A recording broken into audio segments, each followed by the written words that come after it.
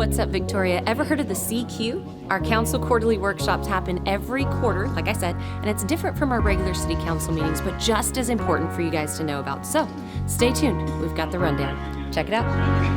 Our first presentation featured Capital Improvements Project Manager Todd Jerish discussing an update to the 2022-2026 CIP program. Today's workshop focused on what's been added or changed since our last quarterly workshop in December, but it began with a friendly reminder of how many streets the plan already is accounting for. Overall, 56% of the CIP plan, about $80 million, is dedicated to addressing 105 miles of the city's total 326 miles of streets, and that's within a 5-year window from 2022 to 2026. That's a lot of streets. To compare that, between 2017 and 2021, we addressed 75 miles. The goal is to get to 112, an increase of 50% over the previous 5 years. We also discussed updates to projects currently underway, such as North Heights Phase 7 is wrapping up its in-house design to finalize improvements to North Heights, which City Manager reminded Council to consider sidewalks as part of this phase, due to this phase consisting of Nueces Street that has Detar Hospital on one end and the Salvation Army on the other. The Leary Lane Sidewalk project is 90% designed and will bid in May. The Duck Pond project has a final construction contract that will be awarded by Council in May.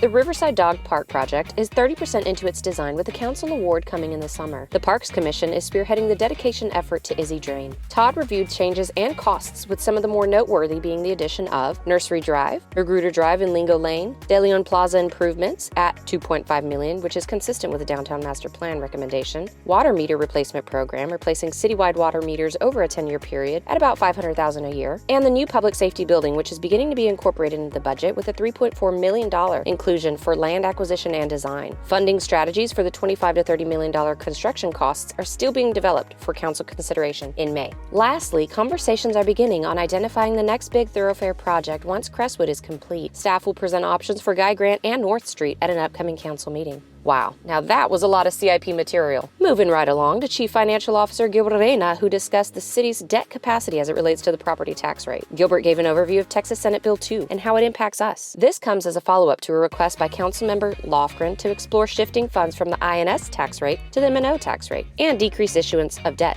However, SB 2 makes it harder for us to shift the tax rate because it caps increasing our M&O at 3.5% versus what it used to be, which was 8%. Consequently, staff presented alternative options that include using excess cash in the INS rate to pay off city debt sooner in order to save taxpayer dollars in the long run, while maintaining flexibility for future CIP discussions. Last, Mike Atian, Assistant City Manager, presented an update on an infill housing strategy that aims at transitioning underutilized vacant lots into productive lots by working with residential developers to build homes on them. More to come on this program in the future.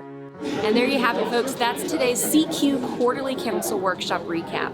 Again, check out our Tuesday council meeting, the first and third Tuesday of every month at 5 p.m. Check it out on local cable channels 1501, 15, or victoriatx.gov/TV15. We'll see you next time. Take care.